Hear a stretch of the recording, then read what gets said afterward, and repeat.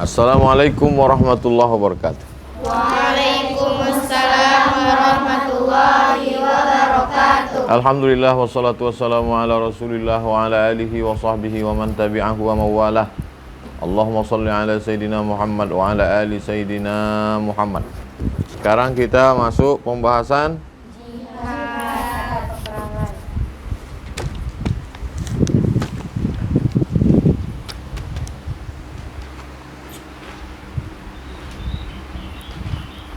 Jim, Ha, Dal.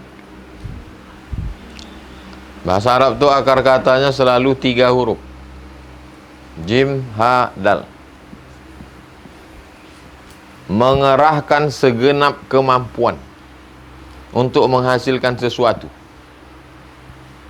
Mengerahkan segenap kemampuan untuk menghasilkan sesuatu. Tulis di atas. Jim, Ha, Dal. Mengerahkan segenap apa tadi?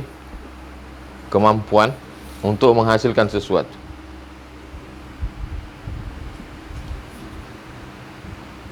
Jahada yujahidu. Jahada, orangnya mujahid, maka disebut mujahid fi sabilillah.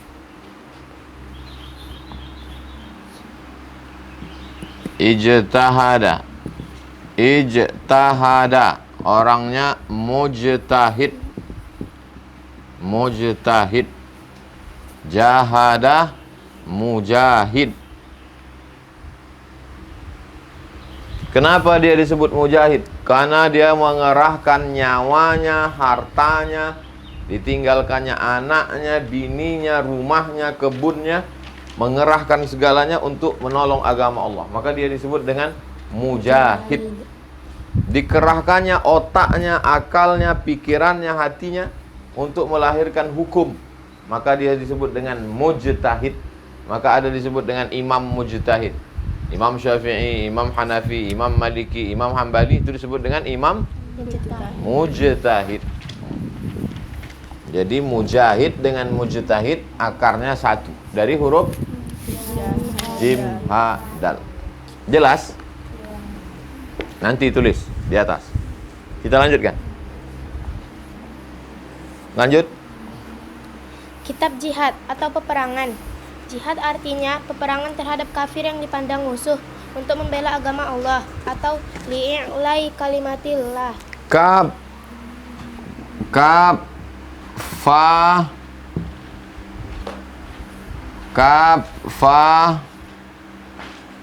ro. Kaf, fa, ro. Orangnya disebut dengan kafir. Kafaro artinya menutupi. Bahasa Inggrisnya cover. Cover itu kan artinya menutup kan? Ini buku ini hard cover. Hard cover. Nutup. Penutupnya tebal. Cover itu penutup. Apa yang ditutupinya? Nikmat. Nikmat apa yang ditutupinya? Apa nikmat yang paling besar? Apalah nikmat yang paling besar? Apa nikmat paling besar? Iman. Dari mana antum tahu iman? Dari Nabi Muhammad. Orang yang menutupi nikmat Nabi Muhammad, artinya dia tak percaya kepada Nabi Muhammad. Semua orang yang tak percaya kepada Nabi Muhammad berarti dia menutupi nikmat. Menutupi nikmat. Nikmat apa? Kedatangan Nabi Muhammad sallallahu alaihi wasallam. Maka semua orang yang tak percaya kepada kedatangan Nabi Muhammad. Kau tahu Muhammad? Tahu. Siapa dia? Ya manusia biasa saja. Maka dia kafir. Menurut antum Nabi Muhammad itu siapa? Nabi. Yasin, innaka laminal mursalin wa ma Muhammadun illa rasul. Siapa yang tidak meyakini dia rasul utusan Allah, maka dia menutupi nikmat, berarti dia Kafir. tapi kafir dibagi dua. Satu namanya kafir zimmi. Dia memang tak percaya Nabi Muhammad, tapi dia bertetangga sama kita, kawan akrab, kawan baik, tempat belanja. Dia memang tak percaya Nabi Muhammad. Dia zimmi. Zimmi artinya dalam tanggungan, tak boleh diganggu. Dalam tanggungan. Kamu dalam tanggungan saya. Pergi kita makan di rumah makan, kamu dalam tanggungan saya. Siapa yang bayar? Kita yang bayar, karena kita bilang kau dalam tanggungan saya. Betul kau tanggung aku, tehnya aja. Nasi aku kau yang nanggung. Yang satu lagi namanya kafir harbi. Harbi artinya karena dia, nanti ada sebabnya, diperangi. Diperangi. Jihad ini melawan yang ini atau yang ini? Harbi. Jelas? Oke, kita lanjutkan. Jihad peperangan terhadap orang kafir, buat dalam kurung kafir harbi, yang dipandang musuh untuk membela agama Allah. Tujuannya? Tujuan perang. Tujuan perang yang menjadi pokok ialah untuk membela, memelihara, dan menjunjung tinggi agama Allah. Islam mengizinkan berperang dengan menentukan sebab-sebab dan maksud yang dituju dari peperangan itu, yaitu untuk menolak kezaliman, menghormati tempat-tempat ibadah, menjamin kemerdekaan bertanah air, menghilangkan fitnah, dan menjamin kebebasan setiap orang memeluk dan menjalankan agama. Dalam hadis dijelaskan bahwa yang dimaksud berperang bukanlah karena menginginkan harta rampasan, menampakkan keberanian, Bukan karena mau baju besi, gelang, emas, tombak, pedang, kuda, bukan. Bukan mau menampakkan keberanian, paling berani, paling gagah, paling perkasa, paling hebat pakai pedang, bukan.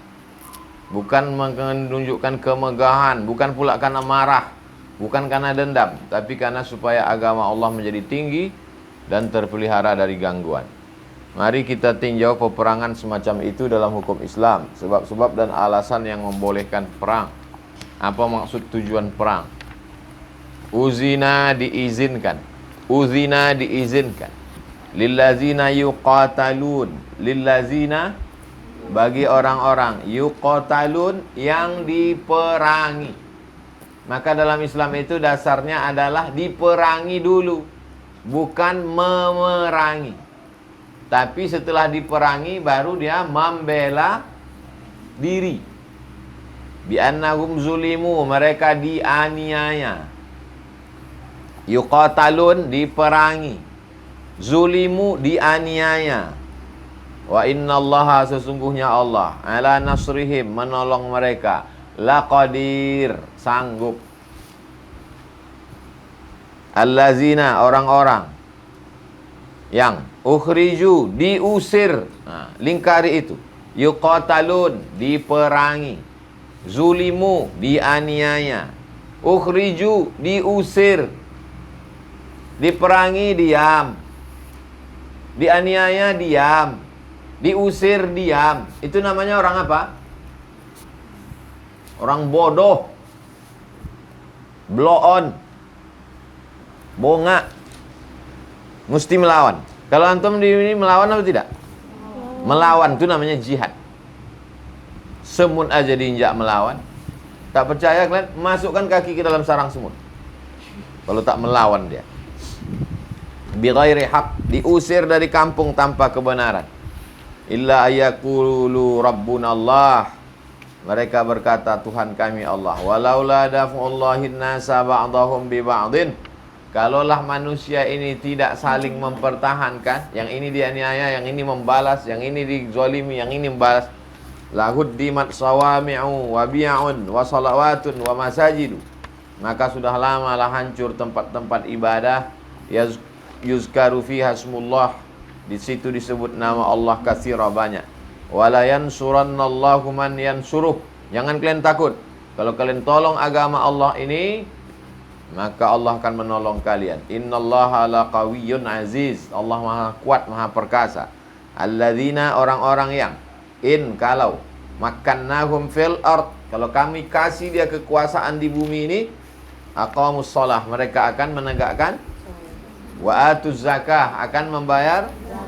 Wa amaru bil ma'ruf, mereka melakukan amar. Wa nahau anil munkar, melakukan nahi munkar. Walillahi aqibatul umur, segala akhir kesudahan sesuatu Allah yang akan menjadi. Kalau ditanya orang, apa tuh orang Islam teroris, perang. Kau belum belajar lagi kitab jihad. Perang itu boleh dilakukan kalau orang itu dibunuh, dizolimi, diusir, barulah dia melawan. Wa qatiluhum, perangilah mereka. Siapa yang diperangi? Yang tadi, yang memerangi, yang membunuh, yang menzolim, yang mengusir itu, perangilah mereka. Hatta la takuna fitnatun, supaya tak ada fitnah. Supaya jangan lagi ada fitnah. Fitnah dalam kurung siksa. Fitnah itu artinya siksa.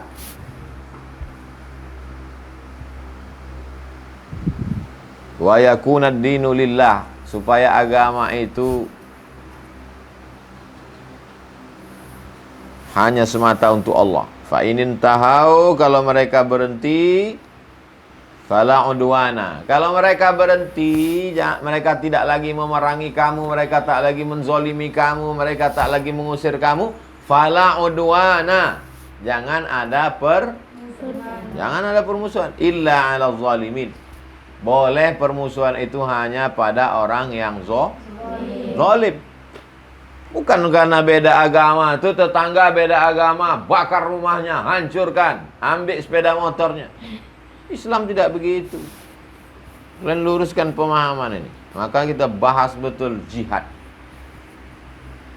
Kalau ada orang yang mengatakan asal beda agamanya, bakar rumahnya, halal hartanya, ambil TV-nya, itu bukan jihad. Itu apa itu? Jahat. Tapi kalau kita diperangi, dibunuh, diusir, melawan kita, itu namanya jihad. Lanjut.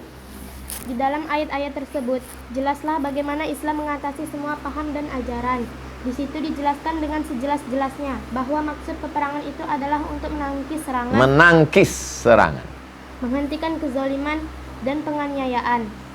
Oleh karena itu, jika penyerang sudah menghentikan serangan dan kezalimannya, tidak membuat fitnah dan kekacauan lagi, habislah kewajiban memerangi mereka itu menurut hukum agama Islam. Berarti peperangan itu tidak boleh dimulai atau diteruskan lagi. Tak boleh dimulai lagi, tak boleh diteruskan. Terus. Kecuali terhadap mereka yang menganiaya atau yang zalim, yang masih melakukan penganiayaan dan kezaliman, yang masih suka menghasut-hasut, memfitnah, mengacau, dan memaksa-maksa orang meninggalkan agama atau merintangi orang beramal. Ya. Menurut agama Islam, membuat-buat fitnah, memaksa-maksa, dan merampas kemerdekaan orang memeluk dan menjalankan agamanya adalah kesalahan yang amat dimurkai Allah, lebih dimurkainya daripada membunuh orang. Adapun ayat-ayat yang memerintahkan kaum muslim memerangi segenap kaum musyrik, di mana juga mereka bertemu dengan tidak diberi ampun.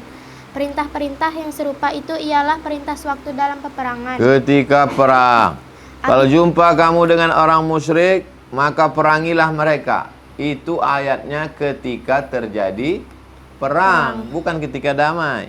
Api peperangan sedang berkobar, bukan sebab untuk menyatakan perang. Wa qatilul musyrikin, bunuhlah orang yang musyrik, kafatan semuanya. Ketika perang. Kapan itu? Kama yuqatilunakum, sebagaimana mereka memerangi kamu.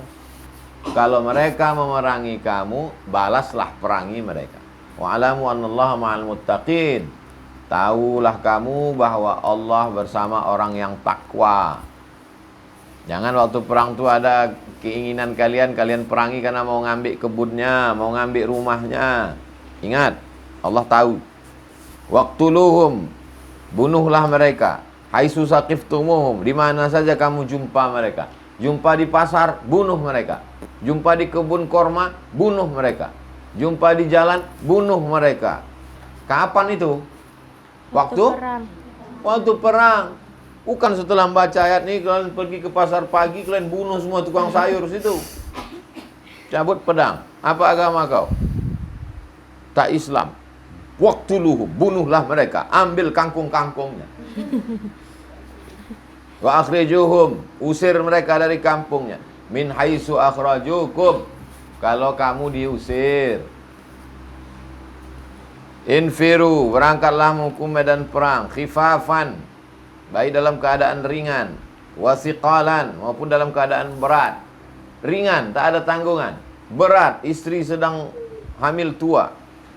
Wajahidu, berjihadlah kamu. Bi amwalikum, dengan harta. Wa anfusikum, dengan nyawa. Fi sabilillah, di jalan Allah. Zalikum khairul lakum, itu lebih baik bagi kamu. In kuntum ta'lamun, kalau kamu tahu. Kalau kamu tahu. Terus. Dari ayat-ayat ini dan sebagainya dapat kiranya kita mengerti bahwa semuanya itu berkenaan dengan peristiwa sedang berkorbannya api peperangan. Di saat itu hendaklah kaum muslim dikerahkan untuk mengadakan perlawanan dengan sebaik-baiknya sampai tercapai kemenangan yang sempurna, yaitu tercapainya keamanan dan kesentosaan bagi setiap pemeluk agama Allah sampai agama Allah tegak berdiri, tidak diganggu dan difitnah lagi oleh pengacau dan perusak.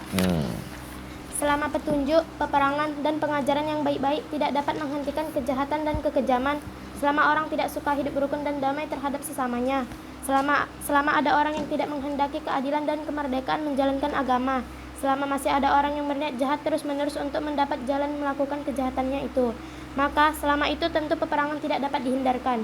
Di hadapan bukti-bukti kenyataan seperti tersebut, Islam tidak akan tinggal diam, berpangku tangan, dan bersikap masa bodoh, tetapi pasti dihadapinya dengan sikap yang tegas dan nyata. Setiap muslim diperintahkan supaya senantiasa siap sedia untuk menghadapi segala kemungkinan. Wa a'iddu, siapkanlah lahum, untuk musuh-musuhmu, mastata'tum, sekemampuan kamu, min quwwatin, kekuatan, wa min ribatil khail, tali-tali kekang kuda. Kuda kalian mesti siap. Turhibuna bihi aduwallah, membuat musuh Allah itu gentar. Wa aduwakum, musuh Allah itu musuh kamu juga. Terus. Adapun umat Islam diperintah mengadakan persiapan, kekuatan yang cukup untuk menghadapi setiap bangsa yang berniat jahat. Mudah-mudahan dengan persiapan itu niat jahat tadi tidak akan langsung dan peperangan tidak akan terjadi, sehingga terjaminlah keamanan dan perdamaian. Tetapi jika bencana peperangan itu tidak juga dapat dielakkan, sedangkan kita berada di pihak yang benar, maka barulah kita diizinkan mengangkat senjata membela kebenaran. Banyak lagi ayat yang bersangkutan dengan peperangan jika kita ikuti, pelajari, dan periksa sebab-sebab turunnya, serta kita selidiki pula peristiwa peperangan yang terjadi di masa hidup Rasulullah SAW. Kita akan yakin bahwa peperangan yang diizinkan Islam ialah peperangan yang bersifat membela, bukan bersifat menyerang.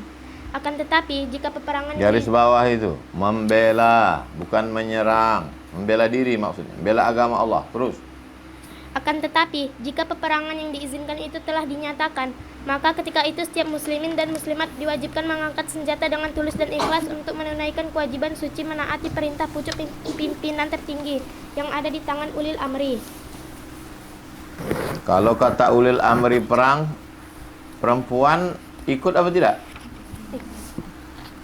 Kalau kata ulil amri perang, perempuan ikut apa tidak? Baris ketiga dari bawah, coba tengok. Maka ketika itu setiap muslimin dan lingkari muslimat tuh, ada kalian di situ. Kalau kata ulil amri, perang kita melawan orang kafir yang mengganggu, mengusir kita, kalian ikut tidak? Apa ikut kalau cuma masak mie goreng? Itu artinya perempuan itu ikut berperang. Perempuan yang berperang sampai membunuh orang kafir musyrik banyak. Tapi di antara yang paling terkenal namanya Nusaibah. Tulis di bawah, halaman 450. Nusaibah ikut berperang dan berhasil membunuh orang. Pakai tiang kemah dibunuhnya. Masuk orang itu ke dalam kemah, dibunuhnya pakai tiang kemah. Kalian mesti berlatih. Jaminan kemenangan. Jaminan kemenangan. Sebagaimana telah diterangkan di atas, di saat peperangan yang diizinkan itu telah meletus, tiap-tiap orang Islam, laki-laki dan perempuan diwajibkan mengangkat senjata untuk menunaikan kewajiban suci guna mendapat keridhaan Allah. Maka apabila tentara Islam telah masuk ke medan perang, haram atas mereka mundur dan lari dari dari gelanggang perang. Mereka dituntut menjalankan kewajiban suci dengan semangat yang bernyala-nyala, gagah berani, kuat, tahan, dan sabar. Ya ayyuhallazina amanu, hai orang beriman, iza laqitum, kalau kamu berjumpa, allazina kafaru, dengan orang kafir harbi, kafir perang, zahfan, fala tuwalluhumul adbar, jangan, yang sedang menyerang, zahfan, sedang menyerang, fala tuwallu, jangan kalian mundur, adbar, berpaling ke belakang. Wa man yuwallihim, siapa di antara kamu yang membelakangi mereka, yauma izin duburahu, hari itu, illa mutaharrifan, kecuali dia berbelok untuk bersiasat. Mundur dia, disangka musuh dia mundur, padahal dia mau berputar, bersiasat. Liqitalin au mutahayyizan ila fi'atin, atau dia sesungguhnya mau kembali kepada satu kelompok. Kebetulan ada pasukan di sana. Dia mundur itu bukan mundur mau lari, tapi mau menggabungkan diri ke pasukan sana. Faqad ba'a bi ghadabin minallah wa ma'wahu jahannam. Siapa yang tidak, yang dua ini, mundurnya bukan karena mau strategi perang, mundurnya bukan karena mau menggabungkan diri dengan pasukan, maka sesungguhnya dia sudah dimurkai Allah. Wa ma'wahu jahannam, tempatnya neraka jahannam. Wa bi'sal masir, itulah tempat yang paling buruk. Terus, Hukum ini oleh Allah Subhanahu wa taala disertai jaminan kemenangan apabila tentara musuh 10 kali lebih banyak daripada tentara Islam, atau 2 kali sebanyak tentara Islam. ya ayuhan nabi, hai nabi. Buat nabi di situ maksudnya Nabi Muhammad sallallahu alaihi wasallam. Ya ayuhan nabi, wahai Nabi Muhammad.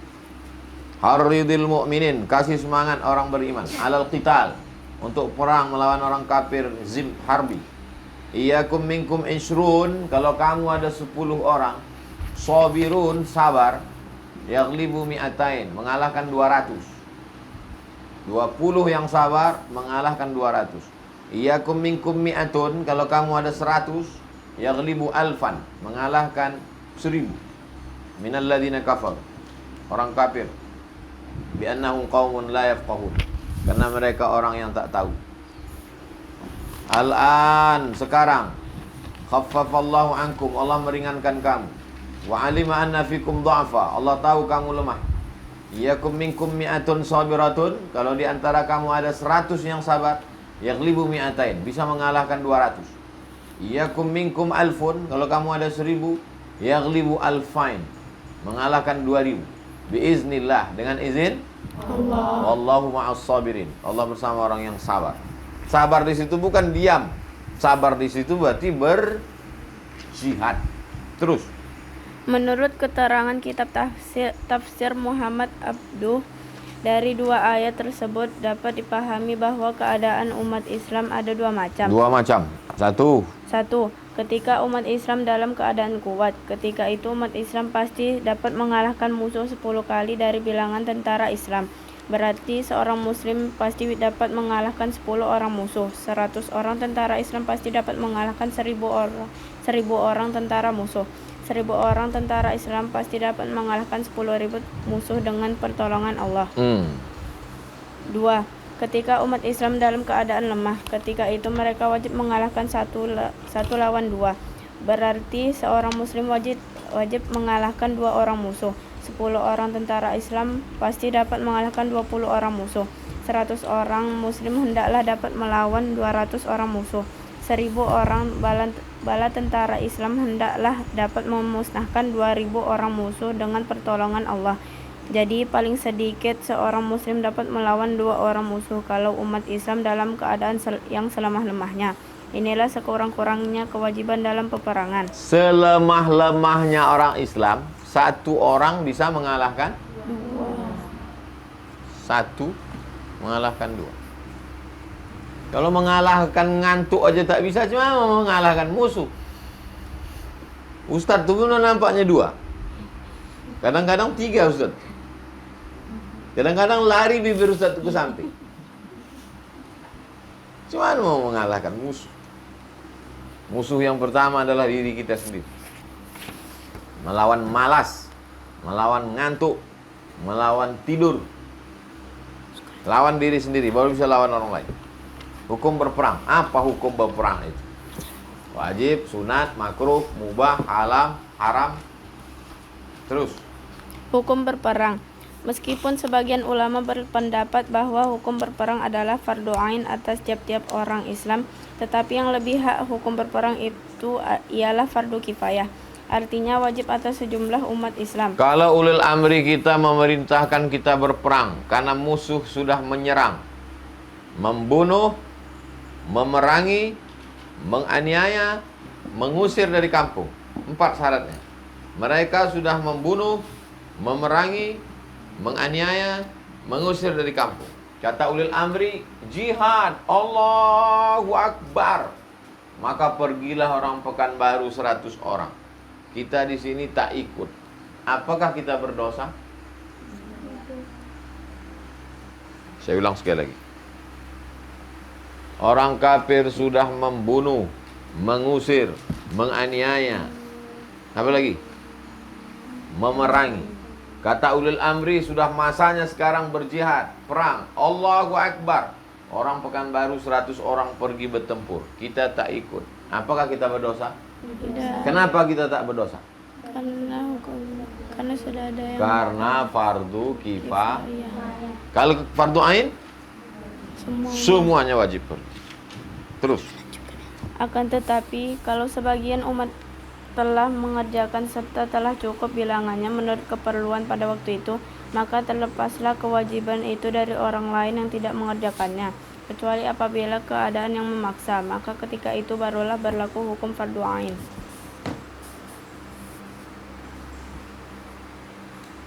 Sepuluh November itu hari apa? 10 November. Hah? Siapa yang bilang hari pahlawan tuh? 10 November hari pahlawan. 10 November orang cuma tahu 10 November, 10 November.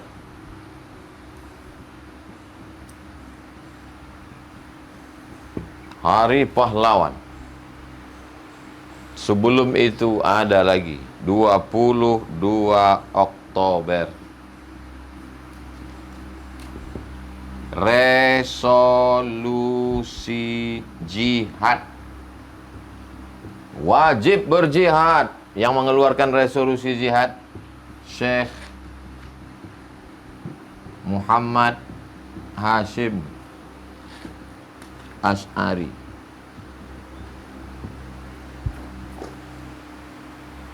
Tapi orang yang tahunya dia 10 nih lah. Mana mau orang berjihad kalau tidak ada yang memerintahkannya jihad? Terjadinya perlawanan 10 November terhadap Belanda karena ada perintah jihad. Dari siapa? Dari ulil amri. Kita waktu itu belum punya sultan. Sultan terpecah-pecah. Maka dari ulama. Ulama memerintahkan. Sultannya ada, tapi waktu itu sedang terjajah Belanda. Maka datanglah ulama mengerahkan jihad. Keluar namanya resolusi jihad 22 Oktober yang diperingati dengan hari santri. Jadi negara ini merdeka karena jihad. Yang berjihad itu santri. Maka benteng pertahanan umat Islam ini pesantren. Kalau pesantren tumbang habis, kiamat dunia. Kalian mesti tahu tuh. Ya, nanti ditanya orang, apalah kalian ini? Cuman belajar ngapal Quran. Oh, ini siap jihad nih. Yang macam-macam kok, potong leher kau nanti. Terus. Ketika hukum berperang masih fardu kifayah, La yastawil qa'idun minal mu'minin. Tak sama orang yang qa'idun, duduk-duduk aja. Ghairu ulid darari. Duduk-duduk, tapi bukan yang uzur. Uzur itu orang tua udah mau mati, sakit-sakitan itu. Wal mujahidun, tak sama antara orang yang duduk-duduk tak mau perang dengan mujahidun yang pergi perang fisabilillah. Bi amwalihim, dengan harta mereka. Wa anfusihim dengan nyawa mereka. Faddalallahu al-mujahidin, Allah melebihkan mujahid. bi amwalihim wa anfusihim 'alal qa'idin, dibandingkan orang yang duduk. Wa kullu wa'adallahu al-husna, Allah berikan mereka balasan kebaikan. Wa faddalallahu al-mujahidin 'alal qa'idin, Allah melebihkan yang mujahid dibanding orang yang duduk-duduk, ajran 'azima, balasan yang besar.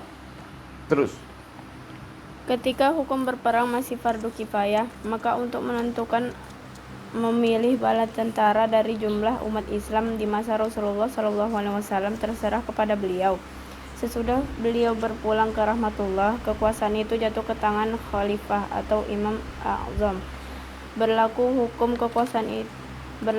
hukum fardu ain atas orang yang dipilih menjadi bala tentara itu. Artinya mereka wajib menjalankan kewajiban suci untuk mendapatkan keridhaan Allah. Sekarang siapakah yang berhak menentukan bala tentara itu? Menurut agama, yang dapat mengambil hak pimpinan apabila pimpinan tidak ada ialah ahlul halli wal aqdi. Ahlul halli wal aqdi bermusyawarah untuk memilih pemimpin. Mereka adalah ulama, cerdik pandai, pemimpin yang menjalankan hukum Allah. Namanya ahlul halli wal aqdi. Halli artinya melepas, aqdi artinya mengikat. Ahlul halli wal aqdi orang-orang yang mengikat dan melepas. Ada tali, kapan diikat, kapan dilepas, dialah orang. Kita menyebutnya tokoh masyarakat. Di bumi Minangkabau namanya Tigo Tungku Sajarangan. Nih, kalau mau masak ada 3 tungku di bawah. Kalau tungkunya 2 jatuh, mesti 3 tungku. Alim ulama, nenek mama, cerdik pandai, baru bisa diletakkan kuali di atas. Sekarang bisa juga Pak. Kenapa? Pakai kompor gas, lain ceritanya itu. Ada 3. Ahlul halli wal aqdi namanya dalam Islam. Lanjut. Menurut makna surat An-Nisa ayat 95 tadi, kedua pihak dari 2 golongan yang berperang dan yang tidak berperang akan Berangkatlah kamu baik dalam keadaan merasa ringan ataupun merasa berat. Berjihadlah dengan harta dan nyawamu di jalan Allah. Demikian itu lebih baik bagi kamu kalau kamu tahu. At-Taubah 41. Lanjut. Menurut makna surah An-Nisa ayat 95 tadi, kedua pihak dari 2 golongan yang berperang dan yang tidak berperang akan mendapat kebaikan atau ganjaran dari Allah. Hanya yang berperang mendapat ganjaran lebih banyak daripada yang tidak berperang. Maka jika berperang itu difardukan atas semua orang atau masing-masing umat Islam, tentunya yang berperang saja yang mendapat ganjaran kebaikan. Sedangkan yang tidak berperang tentu mendapat siksaan atau hukuman karena tidak menjalankan kewajibannya. Hukum dan keterangan tersebut dipandang dari pendapat ahli fikih. Di bawah ini akan diuraikan pandangan menurut kenyataan-kenyataan dari peristiwa atau kejadian-kejadian yang telah dilakukan oleh umat Islam ditinjau dari sudut riwayat tarikhiyah.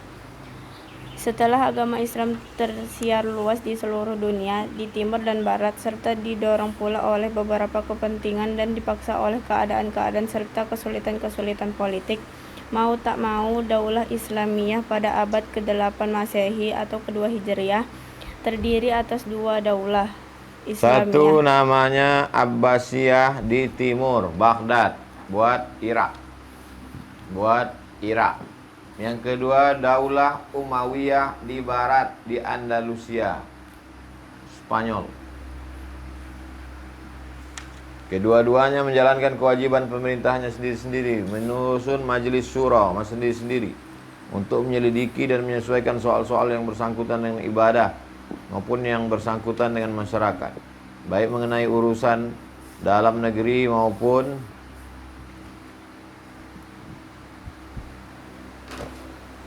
yang mengenai urusan luar negeri seperti perang, damai, diplomatik, ekonomi, satu persatu berjalan sendiri. Mereka menyusun badan-badan dan mendidik prajurit sendiri-sendiri. Keputusan syura dari rakyat ditamfiz oleh pucuk pimpinan masing-masing. Daulah-daulah ini walaupun gerak-gerik keduanya sama berdasarkan Quran, hadis, ijma', ijtihad, qiyas, hukum-hukum dan rincian pekerjaannya dianggap sah, diakui dan ditaati oleh muslimin. Di abad-abad yang terakhir dari banyak pula daulah Islamiyah yang bekerja sendiri-sendiri menjalankan perintah Allah, seperti yang ada sampai sekarang. Mamlakah kerajaan Saudi Arabia di Hijaz. Lingkari Hijaz. Hijaz artinya Makkah, Madinah. Pemerintah Imam Yahya di Yaman. Di Hijaz diadakan Majelis Syura sebagai tangan kanan Abdul Aziz bin Saud untuk menyelidiki hukum-hukum Allah serta menyesuaikannya dengan keadaan rakyat, baik mengenai soal dalam negeri ataupun luar negeri, baik mengenai pemerintahan maupun mengenai politik. Mengapa hukum-hukum dan pekerjaan masing-masing daulah tadi dianggap sah dan ditaati oleh kaum muslimin? Menurut dugaan kita, boleh jadi dapat diambil dari firman Allah, ya ayyuhallazina amanu, hai orang beriman, atiullah ta'ala kepada Allah, wa atiur rasul ta'ala kepada Rasulullah, wa ulil amri ta'ala kepada pemimpin. Menurut keterangan dalam kitab Ahkamul Quran, kitab tafsir ayat ahkam karangan Qadhi Abu Bakar yang dikenal dengan nama Ibnu Al-Arabi Al-Andalusi, Andalusi Spanyol. Sesudah penafsirannya itu menerangkan bahwa pendapat ahli tafsir tentang arti ulil amri yang lebih hak, lebih sesuai, bahwa yang dimaksud dengan ulil amri tersebut dalam ayat ialah umara, wali-wali negeri. Wali negeri maksudnya pemimpin. Kalau wali negeri di Sumatera Barat, kades. Wali nagari, itu kepala desa. Dan ulama. Maka perintah dan fatwa mereka wajib ditaati. Yang memerintahkan resolusi jihad ini siapa? Ulama. Ulama memerintahkan jihad. Yang berjihad siapa? Umat Islam beserta santri melawan Belanda. Melawan Belanda ini ceritanya. Orang kafir. Arek-arek Surabaya. Di Surabaya perangnya.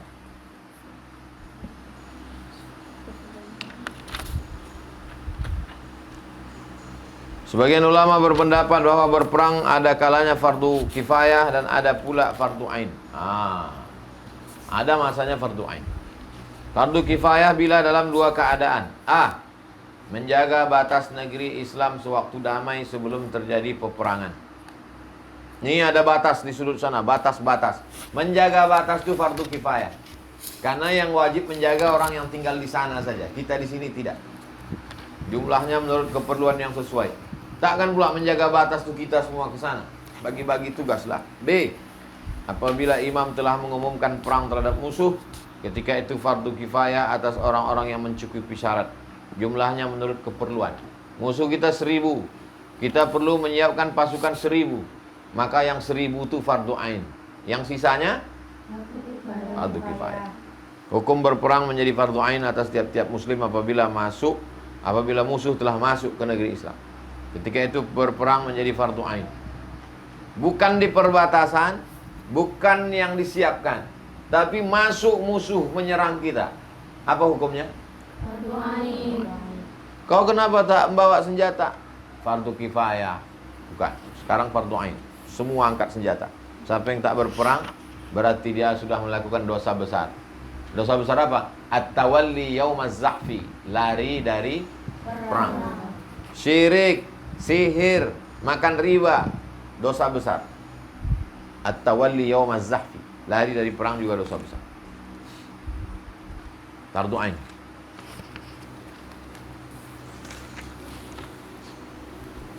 Fardu ain tiap penduduk negeri yang telah dimasuki musuh dan penduduk negeri yang berada di sekitar negeri itu. Yang jauhnya kurang dari perjalanan qasar sholat. Radius masuk musuh ke Rimba Panjang. Turun dari naik pesawat. Masuk ke Rimba Panjang. Maka 80 km keliling. Bangkinang masuk apa tidak? Masuk. 80 keliling. Keliling Bangkinang. Lipat kain. Kuntu masuk keliling 80 km keliling kena. Semua yang kena jarak qasar salat. Jumlahnya menurut kepentingan, sekedar mencukupi kebutuhan untuk pembelaan negeri yang telah dimasuki oleh musuh. Syarat wajib perang. Lanjut.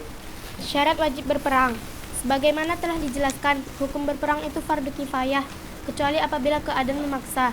Sewaktu hukum masih tetap fardu kifayah, maka untuk orang yang menjadi prajurit diperlukan beberapa syarat sebagaimana yang disebutkan di bawah ini. 1. Islam. Berarti orang yang akan menjadi tentara itu hendaklah orang Islam. Adapun orang yang Saya mau ikut jihad, Pak. Apa agama kau? Inilah, saya masih istikharah lagi menentukan agama. Gak bisa. Kau mesti syahadat dulu, baru ikut perang. Terus. Adapun orang yang tidak beragama Islam, tidak wajib atasnya berperang. Sungguh pun begitu. Bagi kita tidak ada halangan untuk meminta pertolongan kepada orang yang bukan Islam, dengan syarat orang yang bukan Islam itu dapat dipercayai, sanggup tunduk pada aturan yang ditetapkan dalam peperangan waktu itu. Dulu waktu melawan Belanda banyak tak Islam ikut. Tapi mereka tak dapat pahala jihad. Tapi mereka ikut serta membunuh Belanda walaupun dia tak Islam. Berniat baik terhadap tujuan kita. Rasulullah pernah menolak orang yang tak beragama Islam dari barisan prajurit beliau. Beliau pun pernah pula menerima orang yang tak beragama Islam menjadi prajurit beliau. B. 2. 2. Balik atau dewasa. Orang yang belum dewasa tidak wajib berperang. 3. Berakal. Orang yang tidak sempurna akalnya tidak wajib berperang. 4. Merdeka. Hamba sahaya tidak wajib berperang. 5. Laki-laki. Perempuan tidak wajib berperang. Suami boleh memberi izin kepada istrinya untuk ikut ke medan perang guna membantu mengurus prajurit-prajurit. Umpamanya mengurus makanan, pengobatan, membawa Mengurus orang-orang syahid. makan, obat, membawa orang syahid, menyampaikan surat. Begitu juga anak-anak sudah kuat membantu hal bersangkutan, urusan perawatan, memakaikan perban, membawakan orang yang sakit berjalan. 6. 6. Berbadan sehat dan kuat. Tidaklah wajib berperang atas orang yang sakit atau cacat, seperti orang pincang, orang buta, dan cacat lain yang mengurangi tenaga yang perlu untuk berperang. Dia pula menjadi beban lagi. Ikut saya Pak Ustadz. Kau, iya kaki saya sakit. Udah kau sini aja lah. Ikut kau gara-gara kau pula kami tertembak nanti. 7. Mempunyai bekal yang cukup untuk keperluan dirinya dan untuk keluarga yang ada dalam tanggungannya selama peperangan. Hal ini berlaku apabila tidak ada jaminan dari pemerintah. Sebab kewajiban berperang atas muslimin tidak bergantung pada adanya jaminan dari pemerintah. Maka jika ada jaminan dari pemerintah, dengan sendirinya syarat ini gugur atau tak berlaku. 8. Ada izin dari kedua ibu bapak dan izin dari yang memberi utang bagi orang yang berutang, kalau utangnya itu tunai. Orang yang tidak mendapat izin dari kedua ibu bapaknya atau tidak mendapat izin dari yang memberi utang tidak wajib berperang. Dari Ibnu Umar. Lingkari Ibnu Umar. Nama lengkapnya Abdullah bin Umar. Aku menawarkan diriku kepada Nabi waktu perang Uhud. Lingkari perang Uhud tahun ketiga hijrah. Wa ana ibnu arba'ata asyrata sana. Umurku 14 tahun. Umurku 14 tahun. Faraddani, Nabi tidak menerima aku, ditolaknya aku. Walam yujizni, aku tak boleh perang. Wa aradtu alaihi yaumal khandaq. Aku menawarkan diri waktu perang Khandaq. Wa ana ibnu khamsa asyra, umurku 15. Fa ajazani, aku diterima. Umur 15 diterima karena sudah akil balik. Waktu perang Uhud, umur Abdullah bin Umar 14 tahun. Berapakah umurnya ketika Nabi meninggal? Jawab.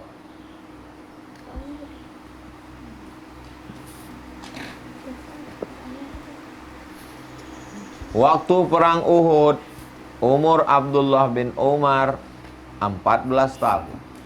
Berapakah umurnya ketika Nabi meninggal?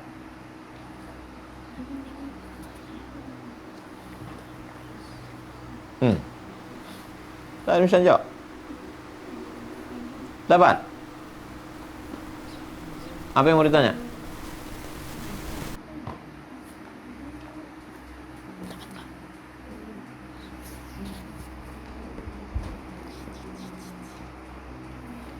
Laisa 'alad du'afa, tidak berdosa bagi orang yang lemah. Wala 'alal marda, orang yang sakit. Wala 'alal ladzina la yajiduna ma yunfiqun, orang yang tak punya nafkah. Haraj, tidak berdosa mereka kalau tak ikut perang. 3 yang boleh: lemah, sakit, dan tak ada biaya. Boleh mereka tak ikut perang. Pada perang Uhud, umur Abdullah bin Umar 14 tahun. Berapakah umurnya ketika Nabi meninggal? Dari mana kalian menambahkan 29?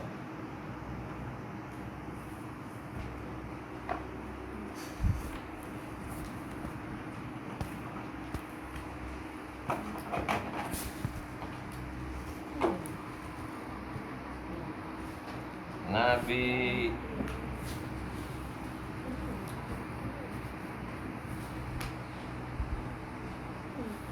lahir, dari lahir sampai 40 tahun belum ada wahyu. Dari 40 tahun sampai hijrah Nabi 13 tahun. Berdakwah di kota Makkah 13 tahun.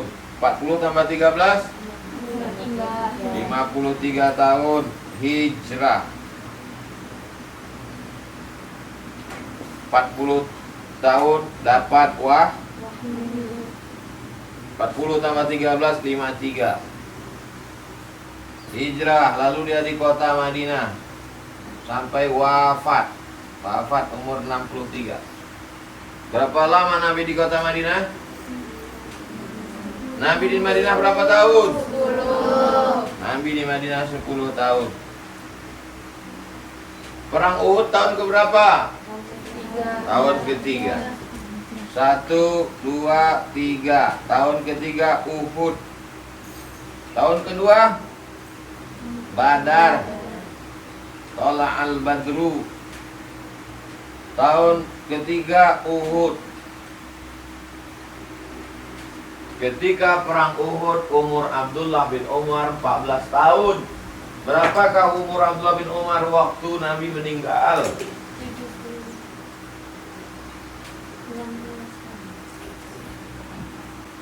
Tak ada juga dapat.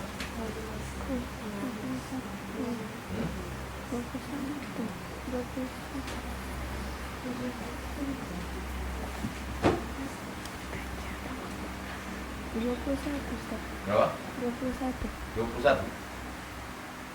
Dari mana dapat 21? 14 tambah 7. 14 tambah 7. 14 tambah 7 21. Tulis besar-besar 21. Umur Abdullah bin Umar waktu Nabi meninggal 21 tahun.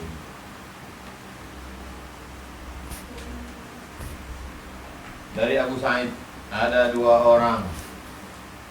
Ada 1 orang laki-laki ikut hijrah bersama Nabi dari Yaman, datang dia dari Yaman. Ya Rasulullah, aku mau ikut perang. Dari mana kau? Dari Yaman. Ada tak keluargamu di Yaman? Abawaya. Ada, mak ayahku ada di Yaman. Abawaya, mak ayahku ada di Yaman. Azina laka, makmu sama ayahmu ngasih izin kau perang? La, tidak. Irji ilaihima. Pergi kau pulang ke Yaman, minta izin sama emak ayahmu. Kalau diizinkannya ikut perang. Kalau tak izin tak boleh perang. Apa pelajaran dari hadis ini? Mesti izin. Dari Abdullah bin Amr. Kalau ada wawnya bacanya Amr. Kalau tak ada wawnya bacanya Umar.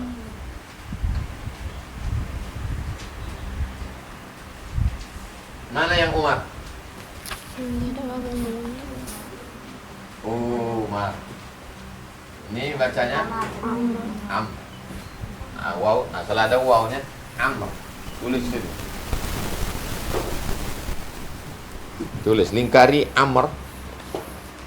Tulis di atas. Kalau ada waw Amr. Kalau tak ada waw Umar. Rasulullah berkata, yaghfirullah lisyahid. Allah mengampuni orang mati syahid. Kulla dzambin, semua dosanya. Pernah berzina, diampuni Allah. Pernah makan riba, diampuni Allah. Illa dain, kecuali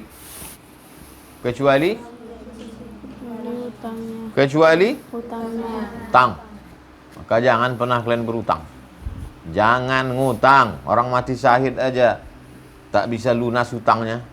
Jangan sampai kalian mati berutang. Ustaz, kalau meninggal ada utang Ustaz? Tidak. Tak pernah saya ngutang.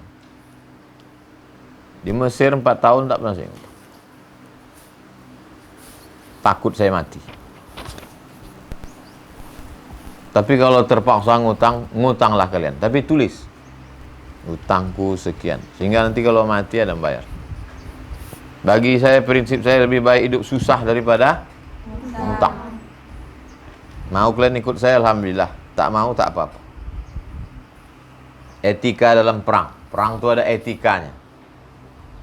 Dalam perang diatur beberapa cara menjaga kesopanan dan kemanusiaan. 1. 1.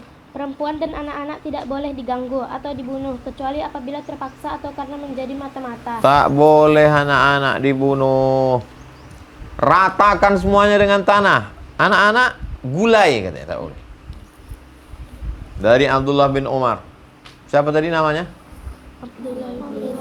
Umar bin Khattab. Waktu perang Uhud berapa umurnya?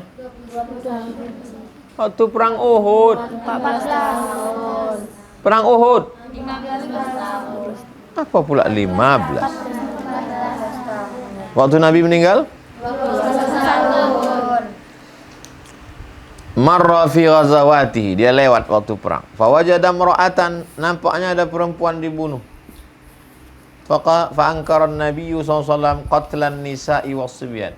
Nabi mengingkari membunuh perempuan dan anak-anak. Jangan bunuh perempuan, jangan bunuh anak-anak. 2. Orang tua yang tidak kuat lagi berperang juga tidak boleh diganggu atau disakiti, kecuali apabila dia ahli politik, pandai tentang seluk-beluk peperangan, atau orang yang berpengaruh. Orang tua seperti itu tidak berhalangan dibunuh karena ia berbahaya. Orang tua tak tahu apa-apa, pikun, tapi ternyata setelah diselidiki dia ahli strategi musuh. Pancung kepalanya, karena berbahaya. Badannya mungkin tak perang, tapi otaknya dipakai untuk strategi. Putuskan kepala. 3. 3. Utusan musuh yang resmi datang kepada kita tidak boleh diganggu. Datang utusan bawa surat. Aku membawa surat dari raja. Gantung dia. Oh, tak boleh. Dia utusan. Nabi tak mengganggu utusan. 4. Tidak diperbolehkan merusak negeri dengan membakar dan sebagainya, kecuali jika keadaan memaksa, tidak ada jalan lain. La taqiranna nakhlan, jangan cabut pokok korma. Kenapa tak boleh cabut pokok korma? Kenapa tak boleh mencabut pokok kurma? Karena makanan pokok. Jadi kalau kita tak boleh mencabut, tak boleh membakar kebun padi. Tak boleh pokok sawit. Karena kalau sawit hancur, orang tak makan duit dari sawit. Terus. 5. Musuh yang belum sampai kepadanya seruan Islam tidak boleh diperangi, tetapi hendaklah diajak dan diberi penerangan lebih dahulu. Kalau dia tidak mau dan telah cukup syarat-syarat untuk memeranginya, barulah boleh diperangi. Dia tidak Islam karena belum sampai dakwah. Sekarang tak ada alasan. Sekarang ni semua sudah sampai. Tapi kita belum pernah berdakwah ke hutan, Pak Ustadz. Kita tak dakwah ke hutan, tapi dalam hutan ada parabola. Kalau ada parabola, berarti mereka nonton acara siaran ceramah pengajian. 6. Orang yang masuk Islam sebelum dia ditawan, baik ditawan dari menang dan dari medan perang ataupun dari tempat lain. Dengan demikian terpeliharalah dirinya, harta, dan anaknya yang belum balik. Bahkan anak-anaknya itu dianggap muslim, mengikuti salah seorang dari ibu bapaknya. Orang yang masuk Islam sebelum dia ditawan. Dia udah Islam duluan. Baik ditawan dari medan perang ataupun dari tempat lain. Dengan demikian terpelihara dirinya, hartanya, anaknya. Bahkan anak-anaknya dianggap muslim, mengikuti salah seorang dari ibu bapaknya. Sekarang bagaimana mengangkat panglima perang? Pengangkatan panglima perang. Yang berhak mengangkat dan memecat panglima perang ialah khalifah atau wali-wali negeri yang mendapat penyerahan sebagai pucuk pimpinan di daerah masing-masing. Panglima perang ada 2 macam. 1. Panglima khusus, yaitu panglima yang hanya diangkat dan diserahi tugas untuk mengatur peperangan yang bersangkutan dengan pertempuran saja, seperti siasatnya dan prajurit-prajuritnya yang mengerti pertempuran. Orang yang akan diangkat menjadi panglima khusus ini hendaklah mempunyai sifat-sifat berikut. A. Mempunyai panca indera sehat. Sehat panca inderanya, jangan sampai matanya kabur, rabun. Ditembaknya anak buahnya. Kenapa kau tembak? Entah Pak, aku tengok macam musuh. Bersifat adil, berbadan sehat. Bersifat adil dalam kurung tidak fasik. Adil lawannya fasik. Cakap dan pandai dalam siasat perang. Tahu dia bersiasat. Berani menghadapi tugasnya. Ahli dalam urusan peperangan. 2.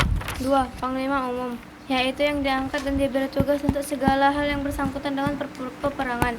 Pengatur pertempuran, siasatnya perjanjian-perjanjian, memutuskan perjanjian damai atau meneruskan perang, menentukan tindakan terhadap tawanan, mengatur harta rampasan dan sebagainya. Orang yang akan diangkat menjadi panglima umum hendaklah mempunyai 6 sifat seperti panglima khusus tadi, dan ditambah 1 sifat lagi, hendaklah ia dari golongan ahli ilmu atau berpengetahuan tinggi dalam hukum dan mengetahui seluk-beluk keadaan sekitarnya sampai derajat Mujtahid, bisa dia memutuskan hukum dari dalil.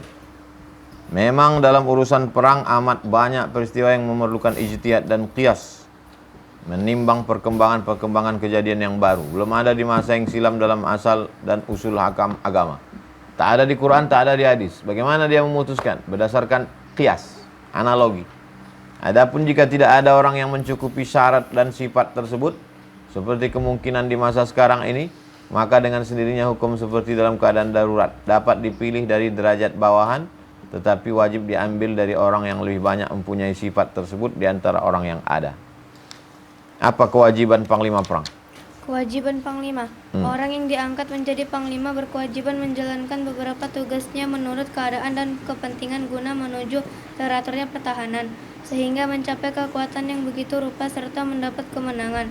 Di antara beberapa tugas kewajiban itu adalah 1. Mengatur jalannya prajurit-prajurit yang ada di dalam kekuasaannya dengan akhlak atau budi pekerti yang baik. Hendaklah ia mengetahui dan mengurus alat-alat senjata, kendaraan dan sebagainya, memperhatikan kepentingan tentara bawahannya. Ia berhak memberhentikan prajurit-prajurit yang dianggap tidak cakap atau membahayakan. Ia berhak menempatkan tingkatan tentara bawahannya menurut kepandaian dan kecakapan masing-masing. Tentara ada 2 golongan. Mustarziqah, tentara resmi yang dapat gaji dari baitul mal, bait rumah, mal harta kas negara, dan mendapat hak pembagian dari harta rampasan. 2 dia dapat, ada gaji pokok, ada bonus. 2. Mutatawwi'ah, sukarela yang bekerja semata-mata didorong dari perintah Allah sebagai kewajiban suci terhadap agama. Mereka tidak dapat gaji dari baitul mal dan tidak berhak mendapat dari rampasan perang, tapi mereka dapat bagian dari zakat. Relawan. Menurut mazhab yang terbanyak, kedua golongan tentara tersebut wajib diberi gaji dari pembagian masing-masing. Berarti mustarziqah hendaklah diberi gaji dari kas negara dan dari pembagian harta rampasan. Begitu pula mutatawwi'ah, diberi bagian dari pembagian zakat, tetapi menurut mazhab Abu Hanifah, kedua golongan ini hendaknya diberi gaji dari 3 macam pos. Kedua golongan ini perlu dipimpin dan dikenal oleh panglima, siapa yang mustarziqah, siapa yang mutatawwi'ah, supaya tak salah dalam mengatur serta memberi hak dan kewajiban. Oh, ini mustarziqah, digaji. Oh, ini mutatawwi'ah, relawan. 2. Mengatur dan memutuskan siasat peperangan dan dengan tidak melupakan asas-asas, dasar-dasar, dan cara peperangan yang diizinkan oleh agama. 3. Mengatur kedudukan tempat-tempat prajurit, menyediakan segala keperluan, menyelidiki, memperhatikan gerak-gerik musuh, mengatur barisan, memberi penerangan kepada mereka agar semangat mereka tetap berkobar. 4. Menerangkan kepada prajuritnya bahwa di atas pundak mereka terletak kewajiban terhadap Allah dan terhadap panglima. Terhadap Allah mereka wajib kuat teguh menghadapi segala kemungkinan, serta percaya bahwa Allah memberi kemenangan pada mereka. Mereka pasti menang 1 lawan 10, atau paling sedikit 1 lawan 2. Dan tujuan mereka dalam pertempuran hendaknya tidak lain kecuali kemenangan untuk ketinggian agama Allah dan melenyapkan segala yang batil. Mereka pun hendaklah dalam dipercaya serta dipercaya terhadap harta rampasan yang mereka dapatkan. Jangan mereka penipu pembohong. Bunuhnya musuh, nampaknya pedang ambil, nampaknya baju besi ambil. Kumpulkan dulu semua harta rampasan perang, baru dibagi. Wa may yaghlul, siapa yang curang, ya'ti bima ghalla yaumal qiyamah, dia akan membawa kecurangannya pada hari kiamat. 5. Panglima wajib sabar, tidak boleh mundur meskipun masa perang diperpanjang. Siasat perang dan taktik terpikul atas dirinya, baik terhadap musuh maupun terhadap pengikut. Kalau menang, dia dapat ganjaran dari Allah. Kalau dia mundur, dia dapat celaan dari Allah. Apalagi jika sebab mundurnya itu mengakibatkan lemah. Menengok panglima mundur, ciutlah pasukan, sehingga pihak Islam kalah. Maka ia akan mendapat kemurkaan Allah, dan agamanya akan diinjak-injak musuh. Hanya dia boleh menyimpang dari rencana semula jika dipandangnya untuk jalan kemenangan. Umpamanya merusakkan kota-kota dan sebagainya jika dipandangnya keadaan memaksa untuk menolak bahaya kekalahan. Seorang panglima hendaklah bermusyawarah dengan tentara bawahannya yang dapat diambil pendapatnya dalam taktik siasat perang. Lebih-lebih apabila terjadi suatu kesulitan. Sedangkan hubungan dengan pucuk pimpinan tertinggi agak susah. Tetapi sekiranya pendapat mereka dalam permusyawaratan itu tidak dapat bulat, hendaklah panglima itu bertawakal kepada Allah dalam menjalankan pendapatnya sendiri. Nabi Muhammad itu imam sholat atau panglima perang? Saya ulang sekali lagi. Nabi Muhammad SAW itu imam sholat atau panglima perang? Nabi itu panglima perang. Perang yang paling besar perang apa? Perang Badar. Tahun keberapa? Tahun kedua. Yaumal Furqan, Yaumal Taqal Jam'an. Begitu disebutkan dalam Quran. Bertemunya dua pasukan besar di Badar. Badar jaraknya 150 km dari Madinah. Tulis 150 km dari Madinah. Tulis dulu Badar, baru titik 2. Jangan cuma 150 km. 5 tahun lagi dibuka buku nih 150 km. Apa ini Bu? Entah ya, aku tak ingat. Entah apa itu. Badar. Nama perangnya perang Badar. Nama lokasinya Badar, 150 km dari Madinah. Panglima perangnya Nabi Muhammad SAW. Jangan bayangkan Nabi itu imam sholat, tak ngerti perang. Nabi itu jenderal bintang 10. Kalau hidup dia sekarang belum tentu panglima-panglima itu menang strategi sama Nabi Sallallahu Alaihi Wasallam.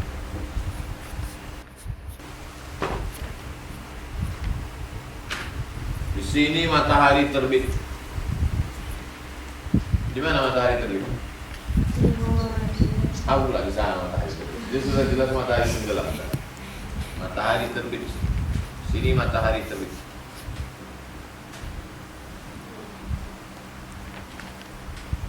Kalau matahari terbit di sini, di mana antum menyusul pasukan?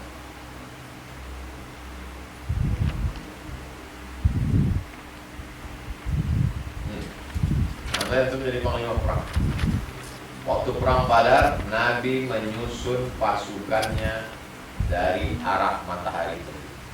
Sini dibuatnya pasukannya. Muhammad SAW. Musuhnya di sini. Menang 1-0. Kenapa? Matahari terbit di sini. Sini pasukan. Musuh di sana. Menang 3-0. Kenapa 1-0 kita menang? Mata mereka kemana? Kemari. Kalau matanya kemari? Paham? Menang.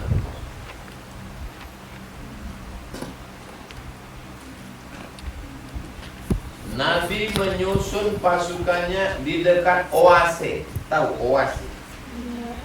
Gurun pasir, gurun. Di tengah gurun itu ada kolam air. Itu namanya oase. Kolam air di tengah gurun namanya oase. Dicari oase, di situ mereka berkemah di oase. Menang 2-0. Kenapa? Kenapa menang?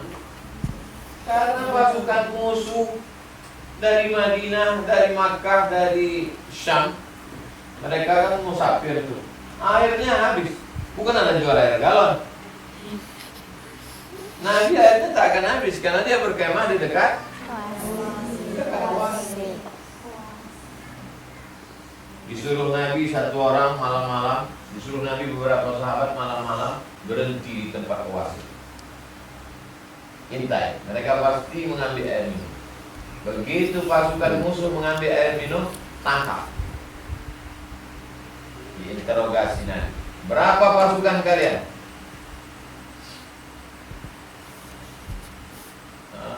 Tak tahu. Aku tukang masak. Kebetulan yang ditangkap itu tukang masak. Kira koki. Tak tahu. Ditanya Nabi. Berapa ekor kambing yang kau masak? Berapa ekor onta yang kau masak? Disebutnya. Aku masak sekian kambing. Nabi langsung tahu jumlah pasukan. Dari mana Nabi tahu pasukan? Dari jumlah kambing yang dimasak. Makanya sifat Nabi itu siddiq, amanah, tabligh, smart. 3-0. Belum perang Nabi udah menang. 3-0. Dari mana 3-0? Tahu jumlah pasukan. Mana menyusun pasukan? Innallaha yuhibbul ladzina yuqatiluna fi sabilihi shaffa. Nabi suka berperang, Allah suka berperang itu shaffa, shafnya lurus. Maka tak ada jarak. Begitu musuh masuk ke depan, kalau shafnya rapat, dia tak bisa masuk. Karena kalau sampai dia masuk ke dalam, bisa ditikam kiri kanan. Kalau shafnya rapat, tak boleh ada kosong. Sekarang kosong. Kenapa? Covid. Tak boleh rapat. Jadi Nabi itu ahli strategi. Tawanan. Tawanan perang terbagi dua. Satu. Tawanan perempuan dan anak-anak.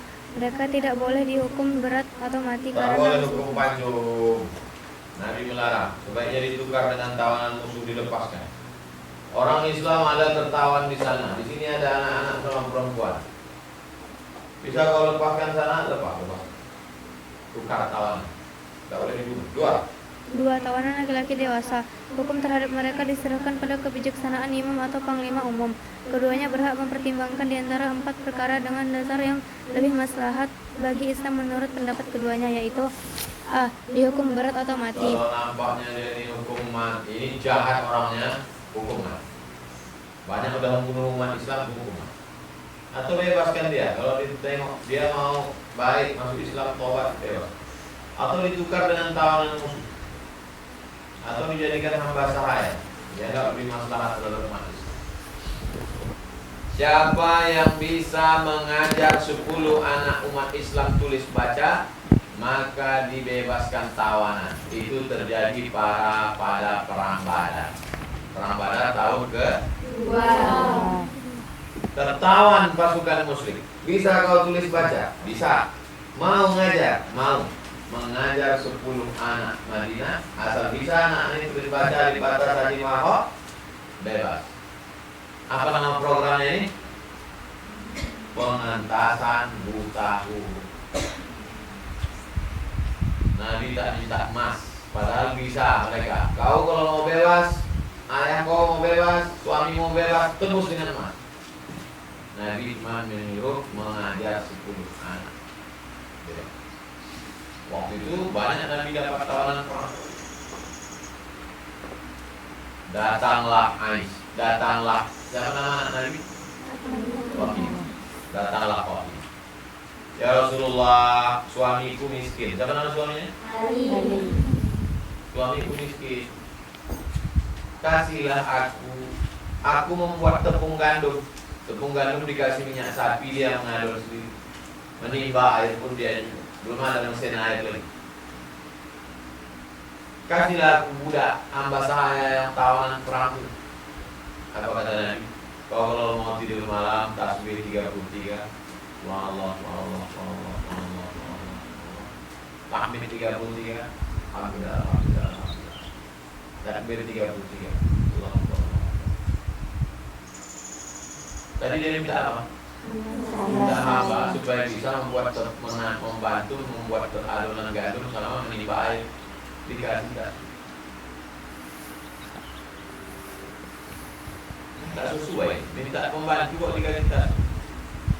Kalau kau bertasbih, hatimu tenang, badanmu sehat. Banyak pun pembantumu. Orang-orang kaya itu pembantunya kadang sampai 10. Ada satu tugasnya masak aja, satu jaga anak aja, satu motongkan kuku aja, satu ngorekkan hidung aja. Lalu dia stres, depresi. Kenapa? Hatinya susah. Kalau kau berzikir, hatimu tenang, badanmu sehat, walaupun kerjamu berat. Tak dikasih anaknya kesayangannya Fatimah itu hamba saya. Nabi itu adil. Harta yang didapat dari pihak non-Islam buat dalam kurung ghanimah, harta rampasan perang. Ma, sini sebentar. Siapa nama kau? Ghanimah. Ghanimah.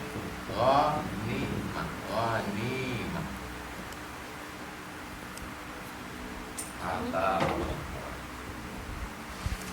Wa'lamu anna ma ghanimtum. Harta tersebut ada 3. Baca. Harta yang didapat dari pihak non-Islam.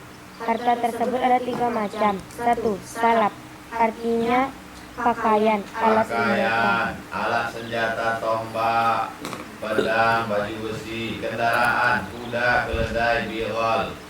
Alat kendaraan itu pelana, tahu pelana? Bukan celana, pelana. Tempat duduk di atas kendaraan atau macam becak, kereta kencana. Alat-alat lainnya yang ada di tangan tentara musuh ketika dia dibunuh atau ditangkap. Menurut pendapat sebagian ulama, salab diberikan kepada orang yang membunuh dan menangkapnya. Kau tadi yang membunuh si kafir nih, iya. Apa di tangannya? Ada pedang, ada baju besi. Maka itu untuk kau. Tapi bukan waktu perang langsung diambil. Kumpulkan dulu, nanti baru musyawarah setelah perang. Pendapat sebagian ulama lagi dibagi 5, seperti harta ghanimah. Masuk seperti 5. Lanjut, ghanimah. 2. Ghanimah, artinya harta yang didapat dari musuh dengan jalan peperangan selain dari salab tadi. Ghanimah ini ada 2 macam. A. Barang yang tidak bergerak. Menurut mazhab Syafi'i, dibagikan kepada tentara seperti barang yang bergerak. Menurut mazhab Maliki, dijadikan sebagai wakaf kepada kaum muslim. Dapat tanah itu tak bergerak. Dapat kebun kurma tak bergerak. Menurut mazhab Syafi'i dibagikan ke tentara. Seperti barang bergerak. Menurut mazhab Maliki tidak dibagikan ke tentara. Karena kalau dibagikan habis, tapi dimasukkan ke Baitul Mal. Terjadi ikhtilaf. Menurut mazhab Hanafi, imam berhak memilih antara 3 jalan. 1. Bagikan kepada tentara dan pemerintah harus mengambil keuntungan dari hasilnya. 2. Kembalikan kepada yang punya. Kalau yang punya itu zimmi, dan pemerintah harus mengambil sebagian hasilnya. Seringkali zimmi kafir terbagi 2. Kafir yang berperang melawan harbi. Yang hidup berdamai dengan kita namanya zimmi. Pemerintah harus mengambil sebagian hasil menurut peraturan pengambilan hasil.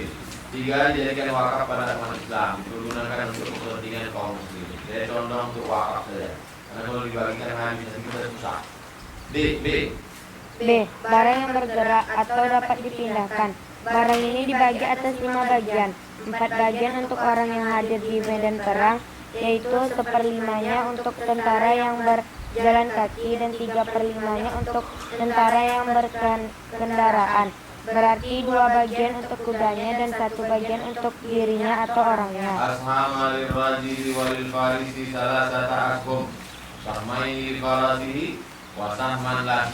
Harta rampasan perang sebagian untuk tentara yang berjalan kaki, 3 bagian untuk tentara yang berkuda, 2 bagian untuk kudanya, sebagian untuk dia sendiri. Karena kudanya juga perlu minum. Kuda tuh minumannya bukan macam kita minum air putih. Kuda minum susu. Makanannya mahal.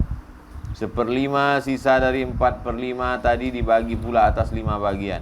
Sebagian sisa berarti 1/25 dari semua adalah untuk Rasulullah semasa beliau hidup. Sesudah beliau meninggal dijadikan untuk kemaslahatan umum. Waktu Nabi hidup, maka Nabi dapat khumus 1/5. 1/5 itu berapa? 1 dibagi 5. Berapa tuh?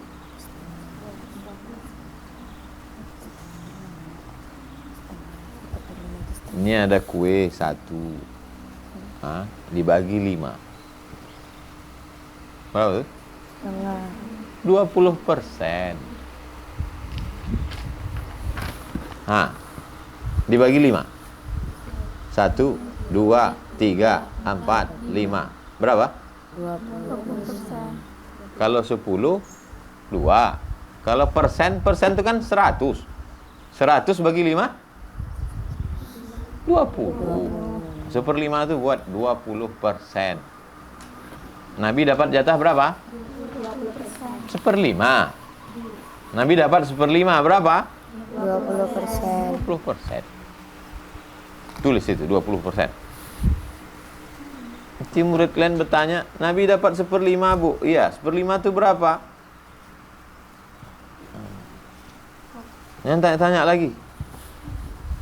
Sebagian 1/5 sisa untuk keluarga Rasulullah, yaitu Bani Hashim dan Bani Muttalib. Hal ini pun sekarang tak jelas lagi masih ada atau tidak. Maka bagian ini hendaklah digunakan untuk kemaslahatan umum. Sebagian sisanya untuk anak yang miskin. Wal khumus mardudun fikum. 1/5 sisa untuk dikembalikan kepada kamu. Wa'lamu annama ghanimtum. Ketahuilah, kalau kamu dapat harta rampasan perang, fa inna lillahi khumusahu, maka Nabi dapat 1/5. Allah, Rasul, kerabat Rasul. Walir Rasul walidil qurba wal yatama wal masakin wa ibnis sabil. Yang ketiga namanya al-fai. Al-fai 3. Al-fai atau upeti, yaitu harta yang didapat dari orang yang tidak beragama Islam dengan jalan damai atau tidak berperang. Pajak, harta. biaya itu biaya. Harta orang murtad, hadiah dan lain-lain. Penghasilan ini dibagi 5 juga. Dibagi 5, 20, 20, 20, 20. 4/5 dijadikan untuk persediaan tentara. Sebagian ulama berpendapat dijadikan untuk kemaslahatan umum, di antaranya gaji tentara. Pendapat ini agaknya yang lebih baik dan lebih luas daripada pendapat yang pertama. 1/5 sisa dibagi 5. Pembagian sama dengan pembagian 1/5 ghanimah tadi. Begitu juga mengenai yang berhak menerima, yaitu berhak mendapat sisa dari ghanimah tadi. La taqillu an khamsina alfi dinarin zahabiyin. Waktu perang Badar, Nabi mendapatkan harta rampasan perang. La, apa arti la? Tidak. Taqillu, tidak kurang. An, apa arti an? Dari khamsin, 50. Alf, Lailatul Qadri khairum min alf. Alf, 1000. Khamsin alf, 50.000. Dinar, zahabi, emas, tidak kurang dari 50.000 dinar. 1 dinar berapa? 1 dinar berapa? 4,25 gram. 4,25 gram. 1 dinar. 1 dinar. Kata dia situ berapa? 50. 4,25 gram. 1 gram 1 juta. 4,25 berarti 4.250.000. Tapi karena kita udah lama kenal, 4 juta aja lah. 4 juta. 4 juta kali 4 juta 4 JT kali 50.000 sama dengan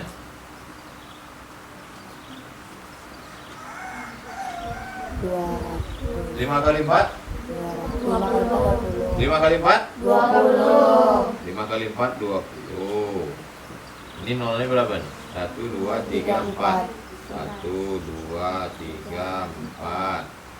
Juta itu berapa nolnya? 6. Hah? 6.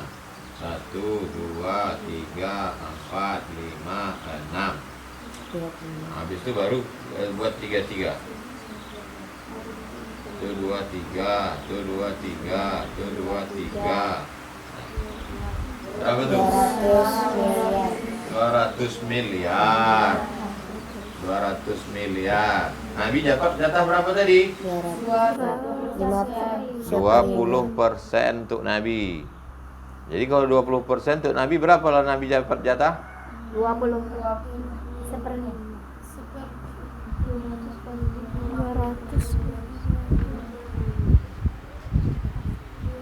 20%-nya berapa? Dari 200 miliar.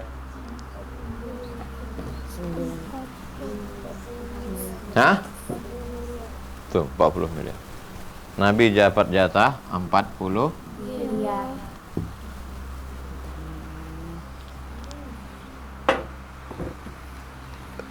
Mobil Ferrari 5 miliar. Jadi Nabi itu berapa Ferrarinya? Ada 8. 8 Ferrari Nabi. Kalau Nabi itu hidup sekarang, 8 mobil Ferrari. Nabi Muhammad itu miskin apa kaya? Kaya. Ini yang kita hitung nih hanya baru dari perang Badar. Tulis di halaman kosong bawah. La taqillu an khamsina alfi dinarin zahabiyin. Tak kurang dari 50.000 keping emas. Satu keping 4,25 gram sama dengan 4 juta.